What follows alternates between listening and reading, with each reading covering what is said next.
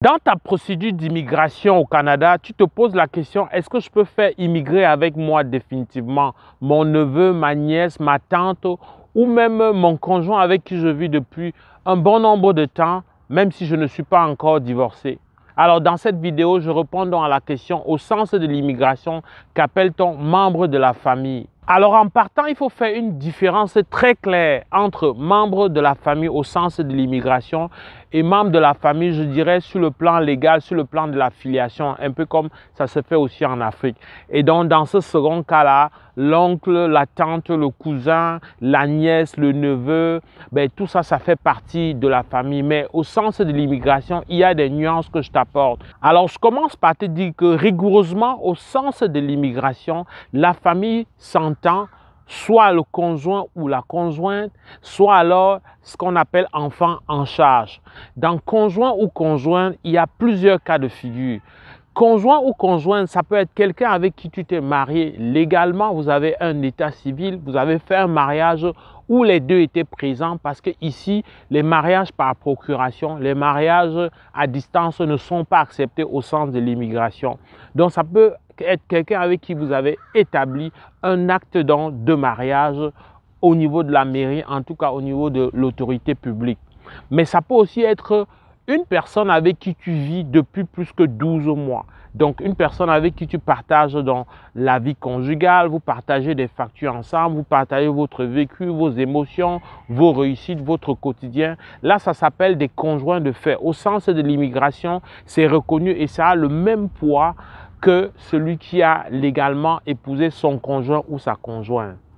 Toujours dans cette catégorie est accepté ce qu'on appelle partenaire conjugal. Alors, c'est quoi le partenaire conjugal? Eux aussi, ils ont pu faire au moins 12 mois de vie ensemble. En tout cas, ils se connaissent depuis plus que 12 mois. Mais ils ne sont pas capables, dans le pays où ils se sont connus, peut-être de faire un acte de mariage, de pouvoir officialiser, de pouvoir présenter très clairement qu'ils sont donc ensemble. Ça peut être par exemple les gens qui sont du même sexe et qui pratiquent la vie commune. Donc dans certaines législations, dans la législation de certains pays, ce n'est pas accepté. Donc pour cette raison-là, pour ce genre d'obstacle, ça c'est ce qu'on appelle par exemple partenaire conjugal. Tu es légalement marié, mais tu ne vis plus depuis très longtemps avec ton conjoint ou ta conjointe. Mais tu t'es établi avec quelqu'un d'autre, peut-être que la procédure de divorce n'a pas abouti, peut-être qu'elle s'est interrompue, elle n'a pas continué, peu importe.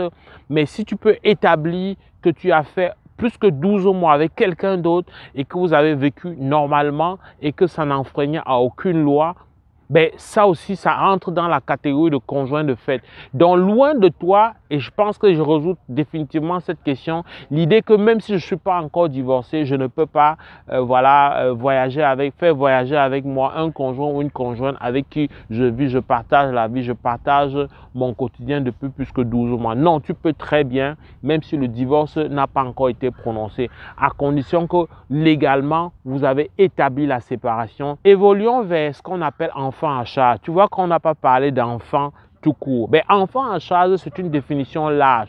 Tu peux faire immigrer avec toi, écoute très bien, les enfants biologiques, c'est-à-dire les enfants qui viennent de toi. Tu peux faire immigrer avec toi les enfants qui viennent de ton conjoint ou de ta conjointe, c'est-à-dire qu'il n'y a pas de relation de sang, de filiation directe entre cet enfant et toi, mais ça reste ton enfant dans le sens de l'immigration. Donc cet enfant est inclus. Pas besoin de faire un effort particulier. Ce qu'il faut seulement faire, c'est que lorsque l'enfant n'est pas celui du couple, l'autre parent doit pouvoir donner un consentement officiellement à laisser l'enfant immigrer avec l'autre parent. Dans enfant en charge, ça comprend aussi les enfants adoptés, mais à condition que cet enfant ait été adopté dans les règles de l'art. Ici est exclu de l'adoption ton neveu, ta nièce. Pour que tu fasses immigrer un enfant qui est ton neveu ou ta nièce dans ta procédure, tu n'es même pas obligé de l'adopter dans ton pays de manière officielle. Il faut tout simplement que les deux parents de ton neveu ou de ta nièce ne soient plus en vie et que ce neveu ou nièce-là ait moins de 18 ans. Est-ce que tu peux faire immigrer avec toi ton parent ou alors ton grand-parent, oui, tu peux faire immigrer avec toi, mais la procédure pour le parent et le grand-parent, c'est vraiment seulement lorsque tu es déjà établi comme résident permanent. C'est d'ailleurs pareil avec voilà, le neveu ou la nièce dont je te parlais. Si ces deux parents sont décédés, tu peux l'introduire dans ta famille seulement et seulement si tu es déjà résident permanent. Alors pour les parents et grands-parents, il y a une procédure à part. C'est relativement plus compliqué et plus long. C'est pour ça qu'il y a le concept de super visa qui vient quand même remplacer et faciliter l'immigration rapide des parents ou grands-parents, qui leur permet de séjourner jusqu'à 5 ans désormais sans avoir besoin de s'inquiéter, seulement avec le statut de super visiteur. Alors tu vois que nulle part dans ce que je t'ai dit, je n'ai introduit la tante, je n'ai introduit l'oncle, etc. Dans ce que je te dis également, je n'ai ni introduit les frères ni les sœurs parce que ça ne fait pas partie de la définition de membres de la famille, malheureusement, sur le plan de l'immigration. C'est sûr que les tantes, les oncles, les frères, les sœurs peuvent bénéficier plus facilement de l'immigration temporaire si tu es déjà résident permanent, mais en termes de procédure de parrainage, en termes de procédure d'immigration définitive, ça demande absolument qu'eux-mêmes puissent initier une procédure d'immigration en bonne et due forme à part entière. Ce que je viens de dire là est valable aussi même pour l'enfant biologique de toi, si cet enfant-là a déjà plus que 22 ans. Si ton enfant a déjà plus que 22 ans, même si c'est ton véritable enfant, il ne peut plus immigrer comme avec toi. Il ne peut plus immigrer dans ta procédure. Tu ne peux plus le regrouper, le parrainer pour qu'il immigre avec toi. Il doit faire sa procédure lui-même. Ce n'est non plus possible, et ça je crois que tu le sais, de faire immigrer ton enfant même s'il a moins de 22 ans. Si tu ne l'avais pas déclaré déjà, ben, il ne fait plus partie de ta famille parce que tu l'as exclu, parce que tu ne l'as pas déclaré.